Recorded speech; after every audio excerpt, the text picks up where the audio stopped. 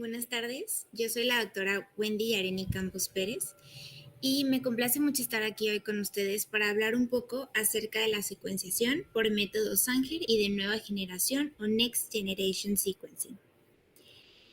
Para hablar un poco acerca de esto y poder comprender mejor, vamos a tocar este tema que es el proyecto del genoma humano, porque definitivamente marca un antes y un después en el estudio del genoma y en las técnicas de secuenciación. Entonces, bueno, este proyecto fue un proyecto internacional de investigación científica que tuvo como objetivo determinar la secuencia de pares de bases químicas que componen el DNA, que recordemos son adenina, timina, guanina y citosina. Otro de sus objetivos fue identificar y cartografiar todos los genes, incluyendo los que codifican proteínas, así como los que no codifican para alguna proteína. Y es importante considerar que este proyecto comenzó en 1990 y terminó en el año 2003. Es decir, duró 13 años. Estaba pensado para durar 15, pero a fin de cuentas duró 13 años, que fue lo que se tardaron en secuenciar todo un genoma humano. Un trabajo que a la fecha eh, ha de significar unos pocos días para realizarlo. La mayoría de esta secuenciación se realizó en las universidades y centros de investigación de Estados Unidos, Canadá, Nueva Zelanda, Reino Unido y España. Este proyecto del genoma humano reveló que existen 3.2 mil millones de pares de bases y alrededor de 20.500 genes que nos componen. Se pensaba que eran alrededor de 100.000 genes, pero ahora sabemos que son alrededor de 20.500. El producto final del proyecto del genoma humano ha permitido la publicación de información detallada sobre estructura, organización y función del conjunto de genes. Esta información ahora puede considerarse como las instrucciones hereditarias para el desarrollo y función de un ser humano. Debido a esto, algunas empresas han empezado a ofrecer pruebas genéticas que pueden mostrar la predisposición a una gran variedad de enfermedades o condiciones, incluyendo cáncer de mama, muchos otros tipos de cáncer, los trastornos de la hemostasia, el Alzheimer, Parkinson, fibrosis quística, enfermedades hepáticas, entre muchas otras, que ya se han identificado variantes en los genes que nos van a predisponer. Estas son algunas de las empresas que ya ofrecen estos servicios en donde se le entrega al cliente un reporte donde ya les dicen directamente tienes tal variante que es de riesgo y ya interpretados los resultados.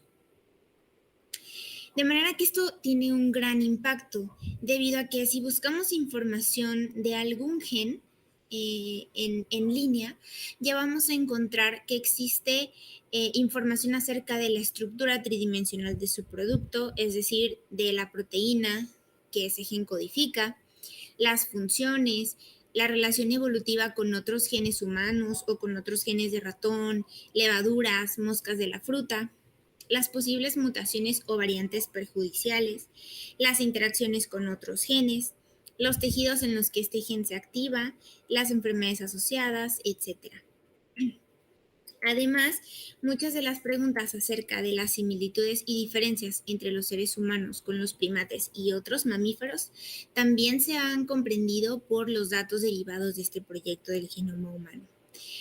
Ahora sabemos que compartimos el 99% del DNA, hablando de secuencia de bases nitrogenadas, con los chimpancés, que si lo vemos en porcentaje es muchísimo porcentaje el que compartimos. Sin embargo, pues hablando de bases, este 1% representa millones de bases que nos diferencian.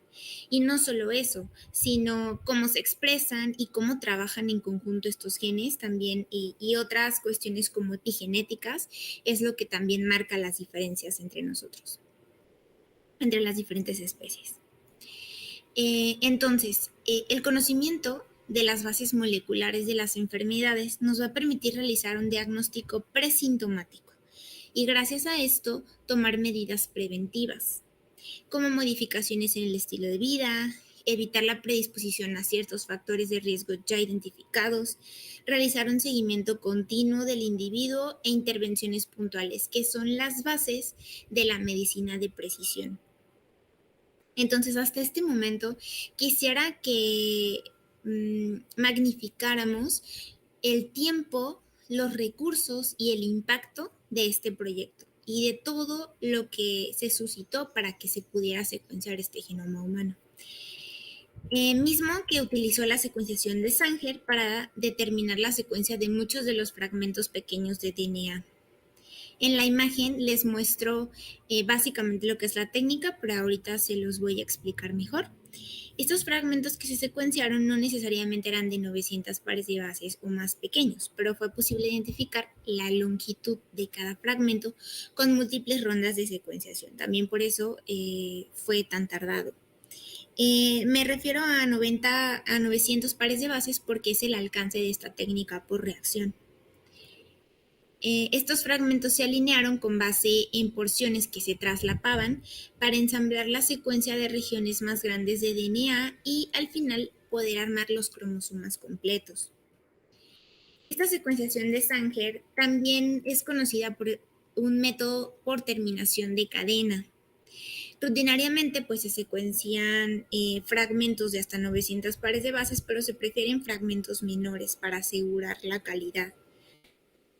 Este método fue desarrollado por el bioquímico británico Fred Sanger y sus colegas Paul Berg y Walter Gilbert en 1977, por lo que les dieron un premio Nobel en 1980, que fue el segundo premio Nobel de Sanger, ya que él había recibido otro anteriormente por su trabajo con proteínas, en específico con la caracterización de la insulina.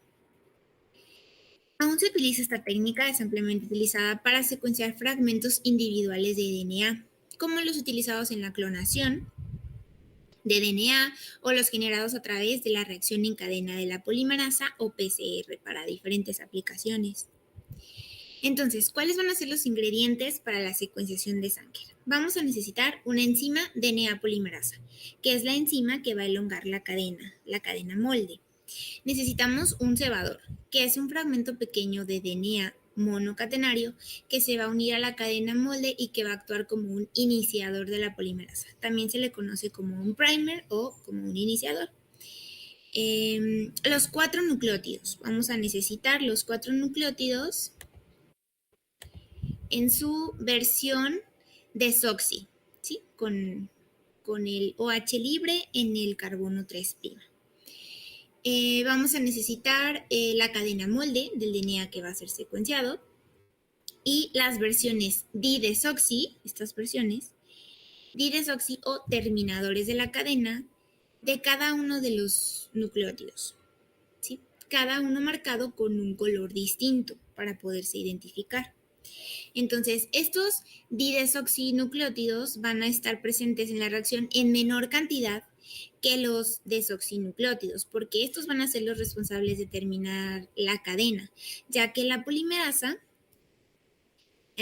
no va a poder actuar si no tiene el grupo 3' OH libre disponible. Entonces, al no tener el grupo hidroxilo en el carbono 3', la polimerasa no va a poder seguir haciendo su acción y ahí es donde terminarían las cadenas. Esto sucede de manera aleatoria en la reacción. Entonces, aquí tenemos el primer, iniciador o cebador con el 3' OH libre para que la polimerasa pueda actuar. La polimerasa va actuando y de manera aleatoria, cuando se una un didesoxinucleótido marcado, la reacción va a terminar y así se van a ir generando diferentes fragmentos. Desde el fragmento número 1, que va a ser pues, el primer nucleótido marcado donde pues, la polimerasa ya no pudo realizar su acción, hasta el último fragmento, que va a ser el fragmento más grande, donde nos va a permitir poder caracterizar o poder definir cuál es la secuencia. ¿Sí? Anteriormente esto, bueno, aquí ya están los fragmentos alineados, pero pues esto, les repito, sucede al azar hasta que ya pues los vamos alineando. Esto anteriormente se hacía mediante un gel de electroforesis, una electroforesis en gel, en donde pues los fragmentos más pequeños eran los que migraban más y sabían más rápido por el gel, y sabíamos que esos o sea, ahí empezaba la secuencia. Y pues el fragmento más grande pues era el último fragmento que veíamos, bueno, al principio del gel. Sabíamos que pues ya así en orden iba la identificación de la secuencia. Ahora ya se hace con un proceso más automatizado en electroforesis capilar, que mediante un láser puede captar la señal de estos nucleótidos marcados. El detector los detecta y así podemos tener a fin de cuentas la secuencia que estábamos buscando.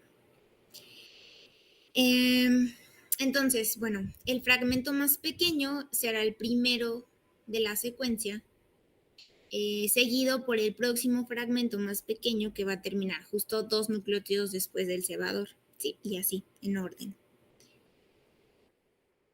Y básicamente aquí es lo que les decía, que se podía hacer en un gel, que bueno, esto era anteriormente, porque evidentemente significaba más trabajo.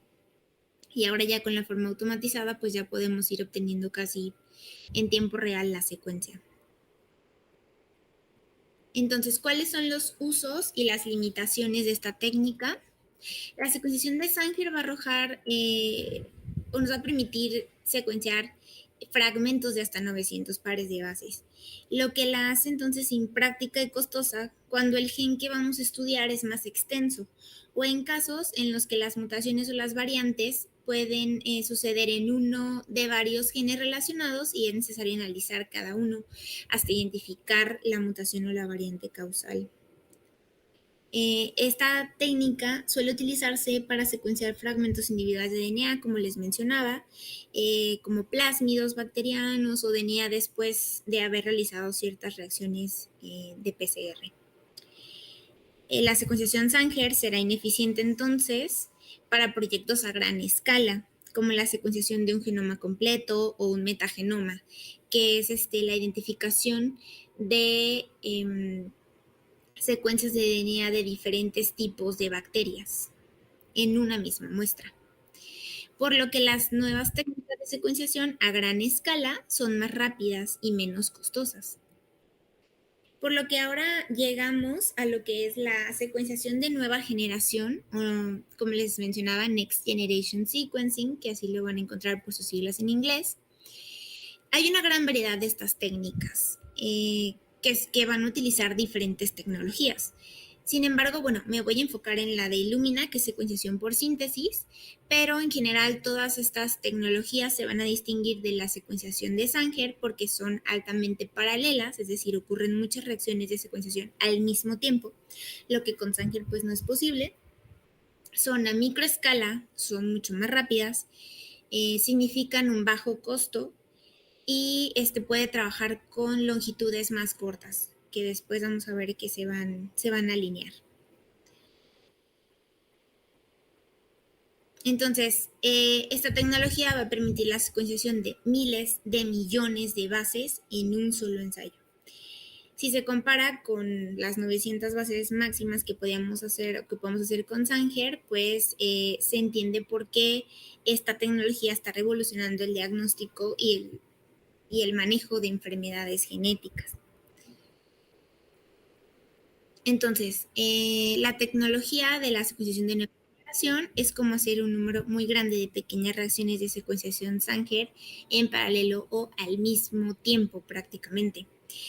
En 2001, el costo de secuenciar el genoma humano fue de casi 100 millones de dólares y lo comparamos con que en el año 2015 fue de tan solo 1.245 dólares y cada vez se va haciendo más accesible. La capacidad de secuenciar genomas de forma rutinaria abre ya nuevas posibilidades en la investigación biológica y en aplicaciones biomédicas.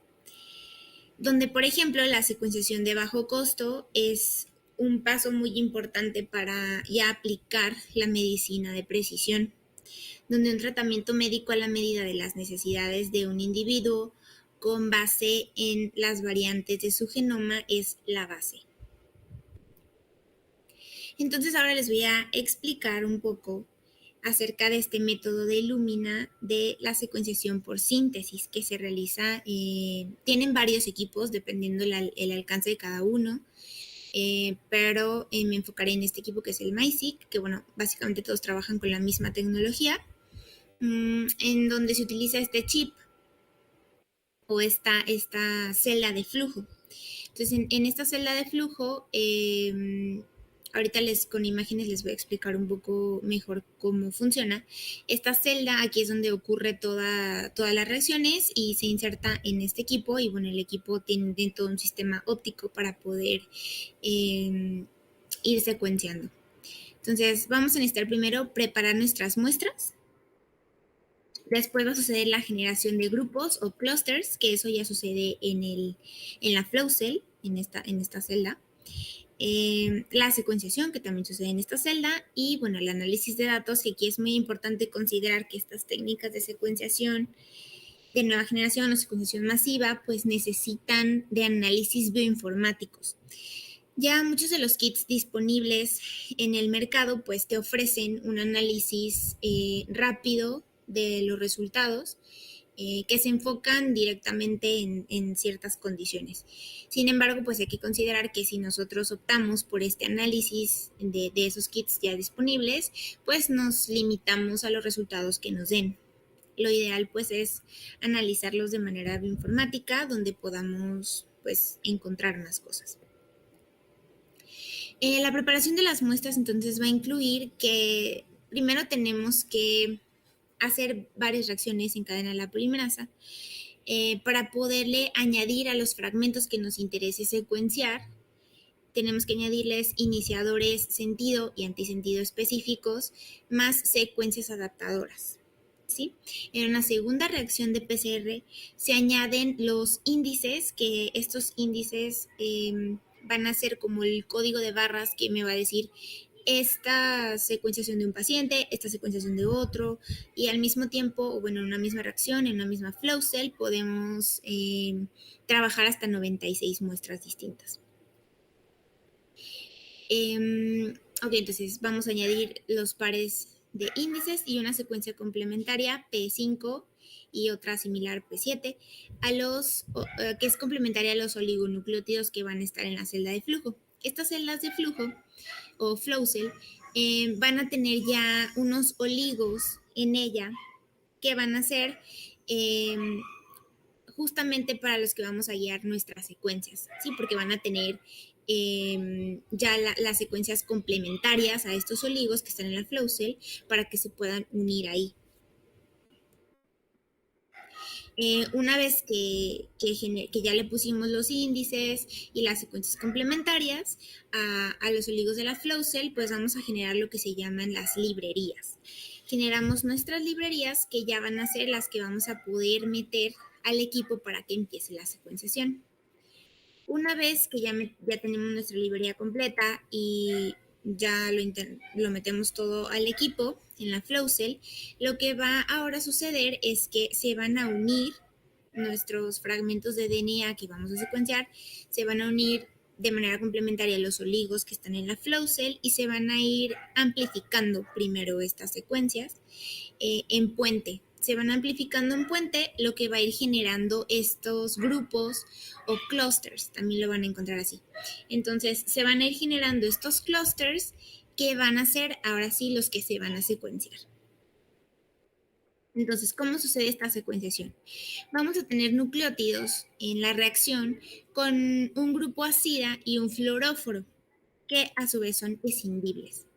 Una vez que estos se incorporan y se detecta la señal por una excitación con un láser, el equipo con su sistema óptico va a tomar las imágenes de cuando se añade cada nucleótido, de manera que el fluoróforo y el grupo ácida se escinden y se regenera este grupo 3' OH libre que es necesario para que la polimerasa pueda actuar.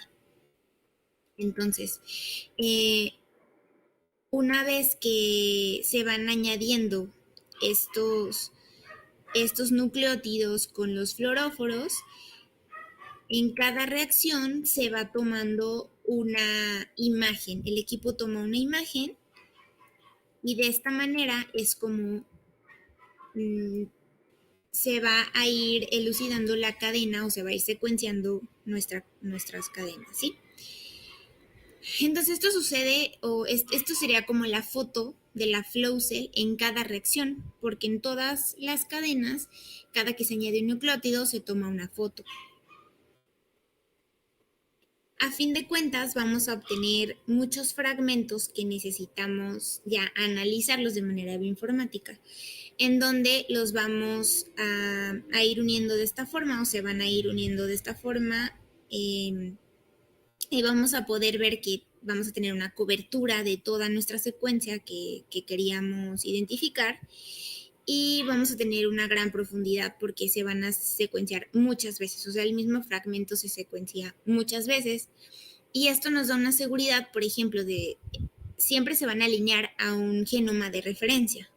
Entonces, al alinearse a un genoma de referencia, yo puedo ver si hay algún cambio en esa muestra. ¿Sí? Entonces, por ejemplo, aquí yo encontré que en lugar de tener una guanina, pues aquí encuentro timinas. Entonces, sé que aquí hay un cambio y lo sé con seguridad porque esto se secuencia muchas veces. Y así puedo identificar si hay variantes, si hay, no solamente de un único nucleótido, sino puedo ver si hay inserciones, si hay deleciones o qué tipos de cambio hay en mi muestra relacionado con el genoma o comparado con el genoma de referencia. Algunas de las aplicaciones técnicas de la secuenciación masiva, de las cuales pues se deriva lo demás que les voy a comentar, pues bueno, es la secuenciación de novo y ensamblaje de genomas. Es una de las aplicaciones técnicas. Después la resecuenciación de genomas, en donde buscamos, por ejemplo, cambios en un solo nucleótido, mutaciones puntuales, inserciones, deleciones, y con resecuenciación me refiero a que se puede secuenciar de nuevo, por ejemplo, el virus SARS-CoV-2, que se ha estado resecuenciando en busca de los cambios que puede haber en su genoma. Secuenciación dirigida a regiones específicas de interés que pueden ser exomas o losis, que nos dan información para enfermedades o para clasificaciones taxonómicas. Secuenciación de RNA, transcriptomas, de expresión génica si queremos comparar el RNA antes y después de X tratamiento. También otra de las aplicaciones es ChIP-seq, donde podemos identificar interacciones proteína-DNA. Otra aplicación es la metagenómica, que ya hablamos un poco de esta aplicación, que pues es el estudio del conjunto de organismos vivos en una sola muestra, que puede ser de agua, de suelo, del sistema digestivo, etc.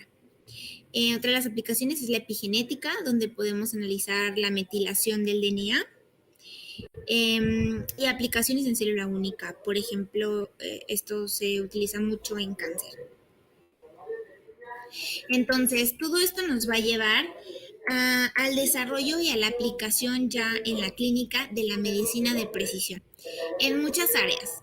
Por ejemplo, en la oncología, donde podemos realizar biopsias de DNA o RNA del tumor y compararlos con muestras sanas. Esto nos va a permitir ver una o varias alteraciones para identificar el subtipo molecular y funcional del cáncer, ¿sí? Cómo va cambiando también la función. Para tener un mejor pronóstico, un pronóstico más acertado y para generar también dianas farmacológicas específicas, que esto pues en conjunto pueda llevarnos a los tratamientos de precisión. También en patologías infecciosas, en donde pues vamos a tener un genoma de referencia o también las bases de datos de patógenos, nos va a permitir poder hacer ensamblajes de novo para identificar especie y cepa, que esto es muy importante para saber el tratamiento. Y los genes Diana, pues para también generar tratamientos que sean más específicos para esa especie o para esa cepa. También en enfermedades raras, que nos va a permitir la búsqueda y filtrado de variantes para obtener un diagnóstico molecular, ya que hay muchas enfermedades que en la clínica pueden tener muchas cosas en común, pero molecularmente son distintas. Entonces, claro que ayudaría muchísimo identificar molecularmente una enfermedad para poderle dar un mejor tratamiento que sea específico para esa alteración encontrada. También en salud reproductiva, que permite un escrutinio de portadores de alteraciones genéticas, ensayos genéticos preimplantacionales, escrutinio de recién nacidos y estudios pre y postnatales. Pero claro que esto implica también muchos aspectos éticos que deben ser considerados. Y finalmente, bueno, hay muchas otras aplicaciones, pero en enfermedades complejas también, para determinar el factor genético de estas enfermedades, porque pues sabemos que muchas de estas enfermedades complejas son multifactoriales, incluyendo enfermedades inmunológicas, mitocondriales, enfermedades cardiovasculares, neurológicas y metabólicas. Hay otras aplicaciones que también se relacionan directamente con la secuenciación de los genomas, donde por ejemplo en esta imagen, pues dependiendo de lo que se busque secuenciar, pues también van a ser los equipos que se necesiten. No todos los equipos tienen el mismo alcance, pero bueno, también se pueden secuenciar o utilizar estas tecnologías en la agricultura, en investigación de plantas y animales, en genomas pequeños como el microbioma humano, y bueno, estas aplicaciones en metagenómica que ya hablamos un poco de ellas, que también son muy importantes. Entonces ya de manera más específica tengo algunos ejemplos para, para que nos quede un poco más claro qué es lo que se puede realizar con la secuenciación. Entonces, este ejemplo es con el SARS-CoV-2, que gracias a la secuenciación, pues pudimos ver cómo se relacionaba o qué similitudes tenía este SARS-CoV-2 con otros virus que infectaban a murciélago, a pangolín y al humano, y con el SARS-CoV-1 que ya nos había infectado previamente. Y pues ya vimos que en porcentaje cuál eran sus similitudes.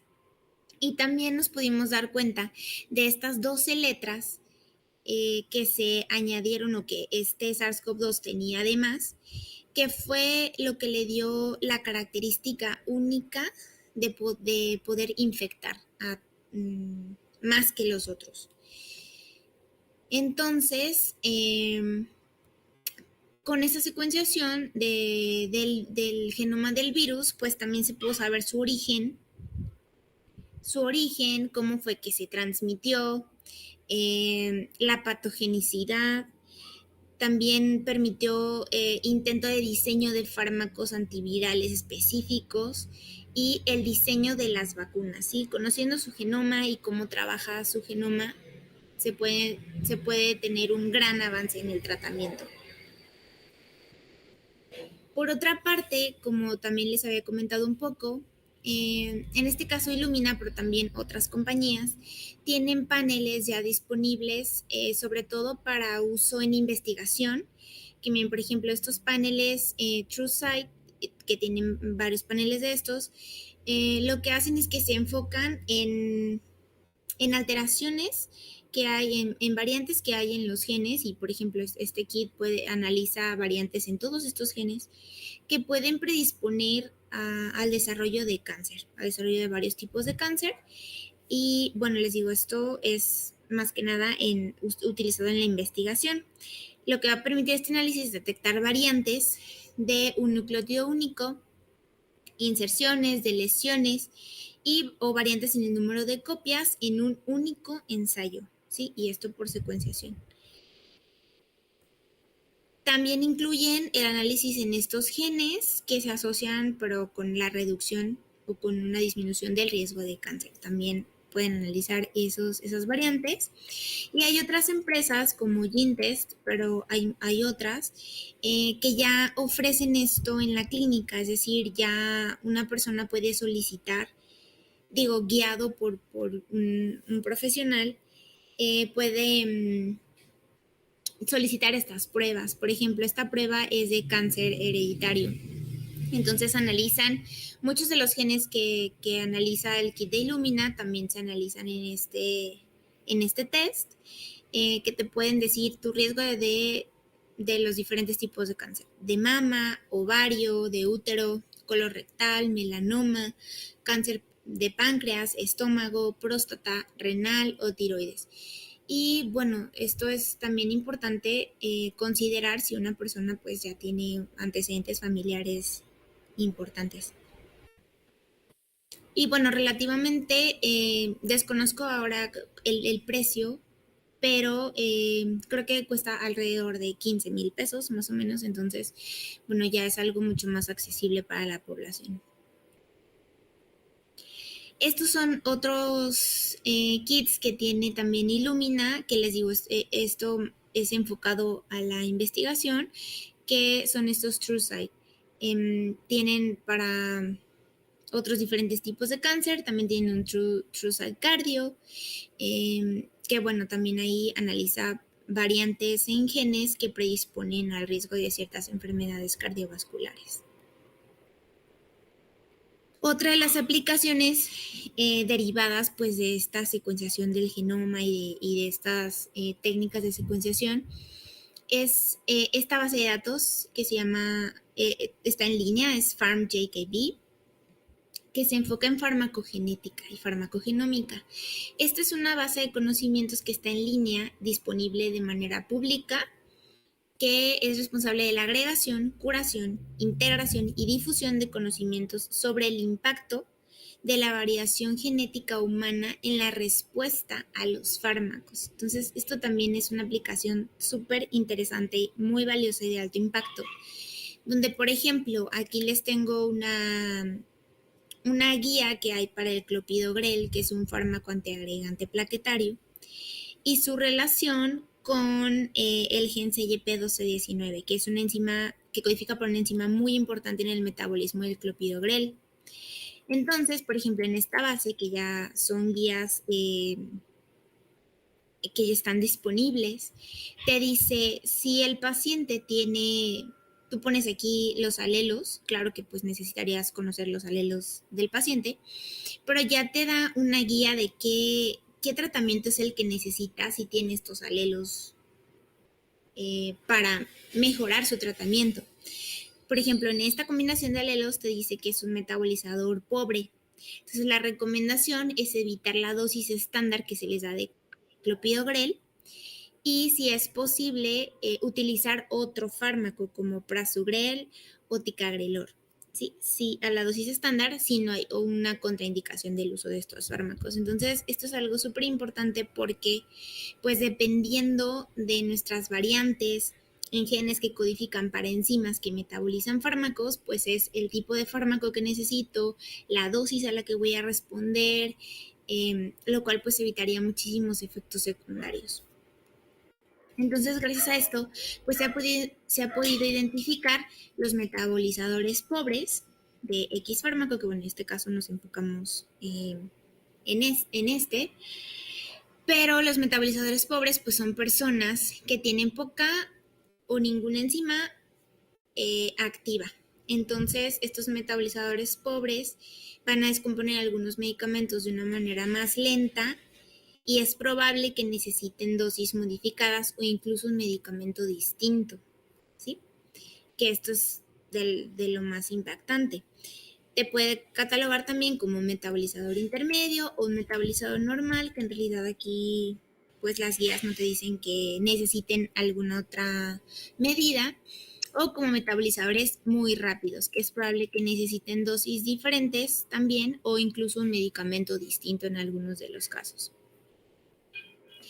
Otra de las aplicaciones que ha surgido gracias a estas tecnologías, pues es la terapia génica o la implementación de la terapia génica, que es muy prometedora, sobre todo para enfermedades monogénicas, que pues pueden ser tratadas con esta terapia. Sin embargo, también hay que considerar aspectos éticos en todas estas tecnologías, ya que hay que pensar y hay que seleccionar en qué casos sí, en qué casos no, y qué tanto podemos utilizar esta información para modificar o para tratar eh, a los pacientes.